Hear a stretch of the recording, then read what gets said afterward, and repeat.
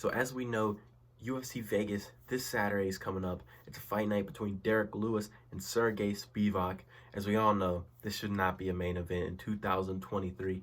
Derek Lewis is coming off of multiple losses, and overall, it's just not great enough to be a main event. It should definitely be at least maybe a second fight, maybe a co-main event at best on a fight night. Let me know what you guys think about that, but we're going to get right into this, and I'm going to tell you guys about the best fight on this card because it is not Derek Lewis versus Sergey Spivak, and it's definitely not the other fights on this card. Basically, a lot of the other fights on this card were, it was originally planned for Seoul, South Korea, so this fight card has a lot of Asian prospects and a lot of Asian fighters and a lot of guys that were brought into the UFC for this event, and that will be cut afterwards if they don't perform. But yeah, so this is filled with Asian talent. The first guy, though, and the fight I'm going to be talking about today, I believe is the best fight. It's between two contenders, both in their 20s, okay? And these guys are young, and they're both at flyweight. It's an amazing flyweight fight. It's between an undefeated guy in Tatsuro Taira and Jesus Santos Aguilar, man, who's 8-1. Obviously, Taira is 12-0. He's 2-0 in the UFC. And Aguilar is also, this is going to be his UFC debut after coming off the Contender Series. And Taira's first fight in the UFC, he went to decision with Carlos, if you don't remember that. Carlos Candelario, he went to decision. It was an amazing fight, dropped him in the first round. But this is a high-level fight, you guys. It's a high-level prospect. And in his second fight, he also he got a submission win. He got an armbar over CJ Vergara in that fight, which was a great fight. So I'd recommend go back and watch both of those fights because this man is fast, right? His original fight, he debuted on the Rakic versus Blachowicz card, and then he fought again on the Grasso card versus Arujo, or maybe the Amanda Lemos fight card, I don't know. However, I just know that this man is an amazing fighter. He's very fast, and he's a big-time prospect. And if you're going out there and you want to see a very young prospect who's 23, and we don't see many prospects from Japan in this sport, so it's going to be a very interesting thing to watch. If you go back and watch those fights, he's very, very quick. He's very good, and he's going to have a very good chance at winning this fight. He's got a lot of power, and Jesus Aguilar's really got to go in there and put him on his back foot immediately. He cannot allow Taira to keep this fight going, and he can't allow him to dictate the fight. He's got to go out there and dictate this fight, get some respect in the striking realm, and obviously his one loss is by submission, and that is what Taira is so good at. That's pretty much his specialty. That's where he wants to get you, is in that submission realm. So if I had my guesses, I think that Taira is going to try and take down Jesus Santos Aguilar, and he's going to try and look for a submission. That's to me is the greatest fight on this card. I do think that is the greatest fight on this card. I don't think the other fights on this fight card are all that amazing. I think the main event is good, but I don't think it should be a main event.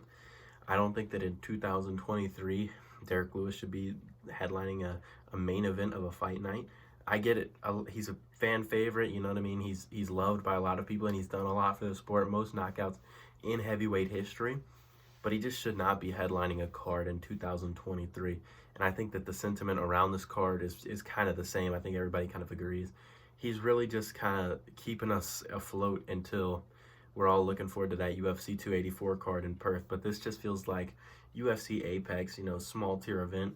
It would have been great if this was the UFC Seoul, South Korea, and we still had the Korean Zombie as the main event, and then we had we had Derek Lewis on there as well as the co-main event. That would be great.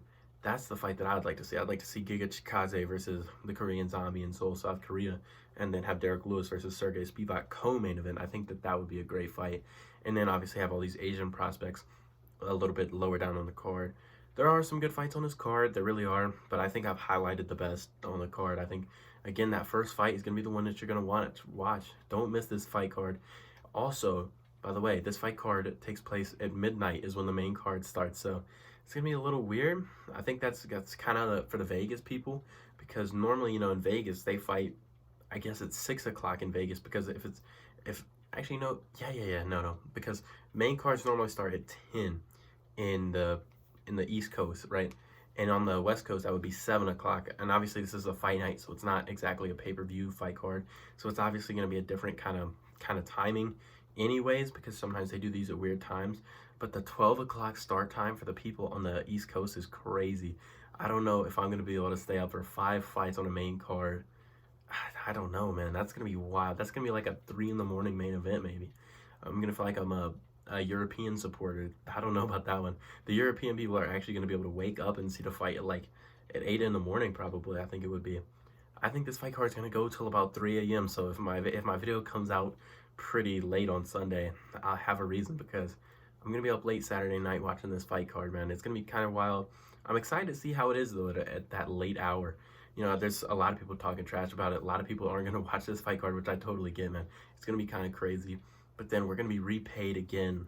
UFC 284, Islam Makhachev versus Alexander Volkanovski. And by the way, that fight is in Australia, and I don't believe that fight is being changed to the Australian time zone to care for the Australian fans. I think it's still going to be operating on a 10 p.m. pay-per-view slot for even the American fans. So I think that it's going to be pretty much daytime over there. It's going to be like George Kambosos versus Devin Haney. You remember how that was at the Rod Laver Arena, and the first one was at Marvel Stadium.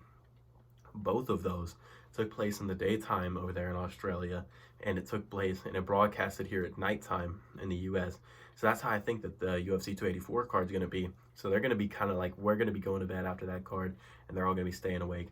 So it's going to be kind of weird, and especially with this 3 a.m. fight card, man. I mean, I think it should be at 3 a.m. I think that's when the approximated main event is going to take place. So I'm excited. It's not the greatest fight card. It really is not the greatest fight card. But there's some things to look forward to on the card. And obviously it's UFC and it's stuff to look forward to. So if you guys are excited, let me know. Put it in the comments. Let me hear what you guys think about it.